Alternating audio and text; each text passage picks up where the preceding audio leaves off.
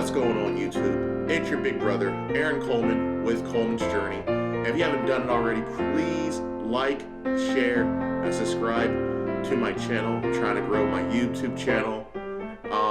But without further ado, this video will be about foods that you're supposed to limit or avoid while on renal failure or on kidney dialysis.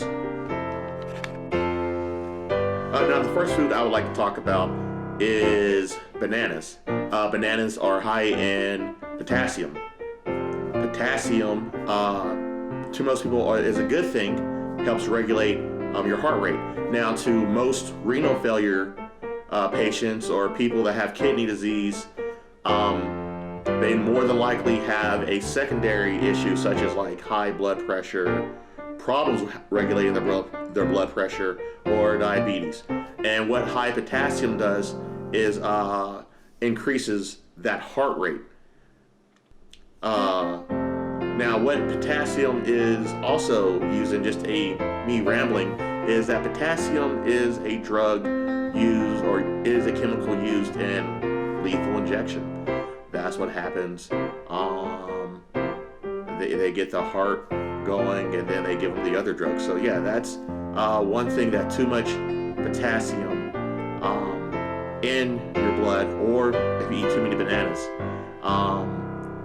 can happen. It can increase the heart rate dramatically, causing your blood pressure to kind of go out of whack. Now, an alternative to bananas is pineapples. Pineapples is a tasty treat in moderation, because once again, the vitamin C also, if you have high blood pressure, the vitamin C in pineapples does also mess with the high blood pressure medicine. So yeah, that's something to watch out for. But yeah, bananas should be avoided by all costs. Next food would be potatoes. Potatoes are once again high in potassium, which messes with your heart rate. It's hard for the body to eliminate when you're on kidney dialysis, and hence why you have to take binders with meals in order to get rid of the potassium and phosphorus. So with that, now you can have potatoes, but only if you soak them for at least, I think, up to 3 or 4 hours. Also, it doesn't eliminate, soaking them gets rid of some of the high levels of potassium, but not all. So you can have them. It's ironic that, you know, potatoes are a food I'm not supposed to have living here in Idaho. Potatoes are pretty much everywhere you look in fry sauce. Potatoes and fry sauce everywhere. But yeah, as long as they're soaked and maybe boiled, you can have some. Just gotta watch how much of those, how much you consume of potatoes and sweet potatoes. Next food that needs to be avoided or limited would be tomatoes. Tomatoes are high in potassium, once again, like the other two foods. So once again, your heart rate would go out of whack if you consume a lot of tomato-based foods. With that being said, pasta sauces are included. Ketchup, not really sure, because it is tomato-based, but I think ketchup nowadays is majority just sugar and other stuff. So not really sure, but I do know that tomatoes, the sliced tomatoes, fried green tomatoes, just tomatoes in sauce form, need to be limited or avoided to a degree. Now, pre-made or packaged foods need to be avoided as well. Reason being because these pre-made foods often contain high amounts of sodium. What sodium does is helps the body retain water, which is something that a renal patient or somebody on kidney failure does not exactly want. And often these pre-made, like say a frozen pizza, which I'm notorious for having, or say like a Hungry Man dinner, just any TV dinner in general contains extremely high levels of sodium. I think most of them are, if not 70 to about 80% of your sodium intake per day, and that's just one meal. And ramen is also a culprit on this. I don't know if you look at the back of a ramen packet, but they also contain about 50% of your sodium intake per day. So yeah, these prepackaged foods is something that needs to be avoided when on kidney dialysis.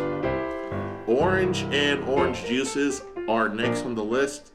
Vitamin C, sneaky villain when it comes to renal failure and just high blood pressure in general, because it messes with your high blood pressure medicines. It's also really high in potassium. There we go, it strikes again. That's why we have to take binders, because a lot of these foods have potassium and phosphorus the body naturally can't get rid of. But yeah, orange juice is on the list. When I was younger, notorious orange juice fiend. Shout out to Grandview Elementary. I used to go probably there about 3 orange juices in the morning and want more. Never could keep OJ in the house growing up in West Virginia. So orange juice is on the list. Next on the list would be dairy, milk. Now milk, it's a love-hate relationship with milk. Let me be honest. I love ice cream. I love milkshakes. I love ice cream, love milkshakes, like cheese. I can't have it. I'm lactose intolerant. I will clean out a house if I'm given too much milk. But that's me rambling. With that being said, with dairy, dairy not only contains high amounts of potassium, dairy also contains high amounts of phosphorus. Now, we haven't talked about what phosphorus does a lot. Too much phosphorus in the blood, or too much phosphorus in the blood can cause a thinning, or too much phosphorus in the blood causes your blood to also causes calcium also to seep from your bones, causes your bones to become weak and brittle, breakage over time. So with that, phosphorus is it's too much phosphorus, and somebody who's on kidney failure or renal dialysis, kidney failure or on dialysis, it causes their bones to become weak.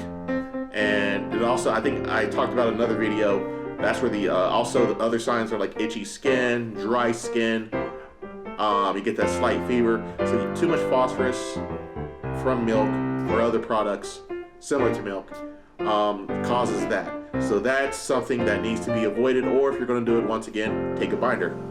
We are almost done with this list, and I don't know if you noticed, but there's slight editing going on. I think there's some background music going on with background music you should be listening to right now. I'm trying to get in the Christmas spirit. If you haven't done it already, please do me a favor. Like this video, subscribe to the channel, share the video, follow me on Twitter, Coleman's Journey. The link will be in the description. And help me grow my YouTube channel. The goal currently right now is to have at least maybe 100 followers by February. So definitely help me out, guys. Like, share, subscribe. The editing will get better. The videos will get better. You'll actually see more of the body as I continue to work on this. Dark colored sodas. Now, why are dark colored sodas on the list if you're on renal failure, kidney dialysis? Well, one, you're not supposed to have that many fluid ounces anyway per day. I mentioned last video you're supposed to have 40, which is roughly one large soda anyway. Now with the dark sodas as well, the reason they get their color, the reason they get that dark coloring is the additives have a lot of phosphorus in them, and you just heard me describe what phosphorus does to the bones. I think weakens the bones, gives you the itchy skin. With that, Now, this is a slight problem for me because I do enjoy Dr. Pepper, and I do enjoy Mr. Pibb, and I'm a dark soda person. I love root beer. So, with that being said, that's something that needs to be avoided for all kidney and renal failure patients. Opt for that Sprite or opt for that flavored water. Anything but the dark sodas. They need to be avoided. Last food would be canned foods. Canned foods are a lot like the processed foods that I mentioned earlier. They're high in sodium, so not so much the phosphorus or the potassium, which I've been talking about, but just the sodium intake on a lot of these canned foods are extremely high, usually about 50% of your sodium intake. Once again, even canned tuna to a degree. I think canned tuna is roughly right around 20%. Not terrible, but yeah, with that, you're trying to limit the sodium, the sodium. That way, water and everything else doesn't get retained, or fluid doesn't get retained in the body. So that is it, guys. Those are the foods that need to be avoided while on kidney dialysis. Once again, do me a huge favor, hit that like button, hit that share button, hit that subscribe button. Follow me on Twitter underneath Coleman's at Coleman's Journey. Also, if you have any questions about any topic regarding to fitness or renal failure, kidney dialysis, home dialysis, please email me at coleman'sjourney at gmail.com. Thank you guys and have a great day, and until next time.